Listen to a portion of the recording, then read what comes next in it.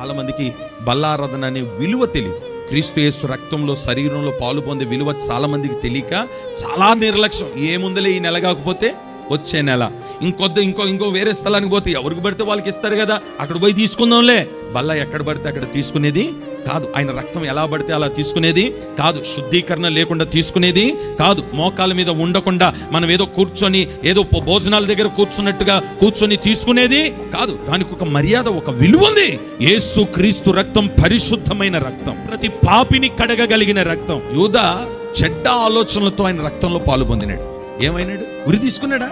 యేసు క్రీస్తు రక్తం ఒకని పరిశుద్ధునిగా మార్చగలిగినది, ఒకని ఉగ్రత నుండి తప్పించగలిగినది. అదే యేసు క్రీస్తు రక్తాన్ని సరైన రీతిలో గాని పాలు పొందకపోతే, తీసుకోకపోతే వాడిని ఉరి శిక్షగా మారుతుంది. ఇంత ఇచ్చేదానికి ఇన్ని మాటలా అని మీరు అనుకోవద్దు. ఇంతే గాని అది ఉరి తాడవచ్చు, అది దీవెనకరంగా మార్చొచ్చు. దేనితోనైనా తమాషా వేయొచ్చు, కానీ ఆయన రక్తంతో, ఆయన శరీరంతో, బల్లారథంతో తమాషా వేయకూడదు. చాలా జాగ్రత్తగా ఉండాలి ఈ విషయంలో. మంచి మనస్సాక్షితో, మంచి హృదయముతో, యథార్థమైన హృదయముతో ఆయన రక్తములో పాలు పొందితే ఆయన రక్తం మనల్ని నీతిమంతులుగా మారుస్తుంది. మనస్సాక్షి సరిగా లేకుండా, హృదయం సరిగా లేకుండా, మాటలు సరిగా లేకుండా, ఇంట్లో భార్య భర్తల మధ్యలో గొడవలు పెట్టుకొని నోటి నిండా బూతులు మాట్లాడి ఇక్కడికి వచ్చి రక్తంలో పాలు పొందితే అదే రక్తానికి ఉరిగా మారుతుంది. ఆయన రక్తం